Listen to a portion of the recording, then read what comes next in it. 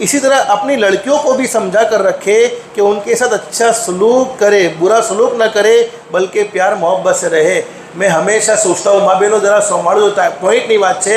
હું ઘણી વખત એવું વિચારું છું કે આપણે દુલ્હાને પણ અલગ જોડીએ છીએ, દુલ્હનને પણ અલગ જોડીએ છીએ, સાસુઓને પણ અલગ જોડીએ છીએ, સસરાઓને પણ અલગ જોડીએ છીએ, પણ જે વધારે ત્રાસ તો નણંદનો હોય છે। નણંદને કોણ સમજાવવા જશે?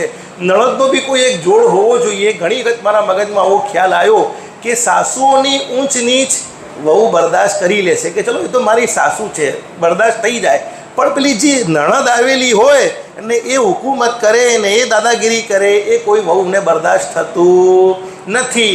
તો મા બહેનો, તમારે તમારી દીકરીઓને સમજાવી દેવી જોઈએ। અરે આપણા ઘરમાં આવેલી આ વહુ તારી ભોજાઈ નથી, બલ્કि એમ સમજી લે આ તારી બેટી છે। એ તો અલ્લાહના તરફથી બધા રિશ્તાના નિઝામ છે, અલ્લાહના તરફથી શાદીનો એક નિઝામ છે, પણ મોહબ્બત તો એના સાથે એવી હોવી જોઈએ જેવી તારી સગી બહેનથી તું મોહબ્બત કરે છે, એવી તારા ભાઈની બૈરીથી બી તારે મોહબ્બત કરવાની રહેશે।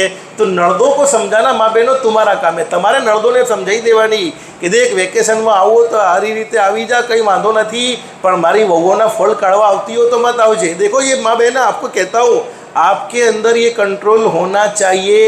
आपको अल्लाह ने ये पावर दिया है, वो पावर का आप इस्तेमाल ज़रूर करें कि तुम अपनी बेटियों को समझाओ और उनसे कहो कि नहीं, अपनी बहू के साथ अच्छा मामला होना चाहिए।